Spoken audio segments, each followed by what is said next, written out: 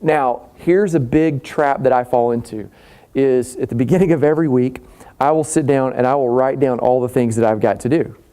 And sometimes that list is very small, sometimes the list is very long, sometimes the list is just a carryover of the list of things from the last week that didn't get done, but I keep writing them down. Here's the trouble with to-do lists, is to-do lists can be very great because you get it down and you can kind of get it out of your mind and it's there, and you can really forget about it until it's time to start taking action on those things. It kind of frees your mental space. The only problem is to-do lists can create obligations out of opportunities.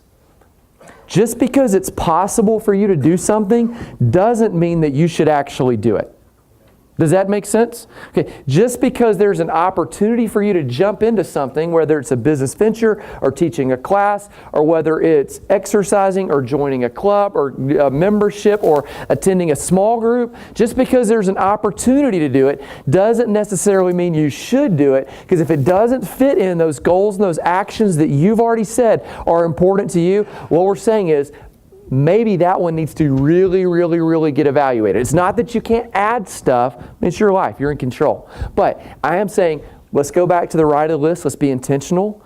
Let's do the things that move your dream forward and not necessarily do the things that everybody else is doing. Okay. The other problem with to-do lists is they don't just create obligations out of opportunities.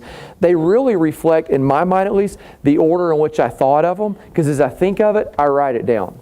Thank goodness I've gotten a little bit smarter on that, and I kind of start off with kind of priorities, and as I think of it, I put this is important, this one's not so, this one I'll get to it if I get to it, right? But to-do lists, a lot of times you just write them down in the order that you thought of them, and so then you start doing them in the order that you wrote them down, and the order that you wrote them down is the order that you thought of them, which might have been totally arbitrary, or it might have been somebody walked in and gave you their agenda for you to do, or somebody called you so you reminded yourself and you thought...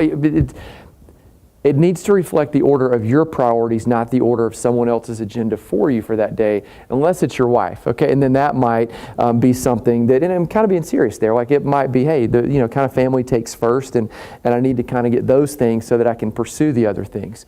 Because they don't show necessarily an order of priority. And here's the other thing, is some of the urgent activities that fight to get on that to-do list, they may not really be important activities at all, okay?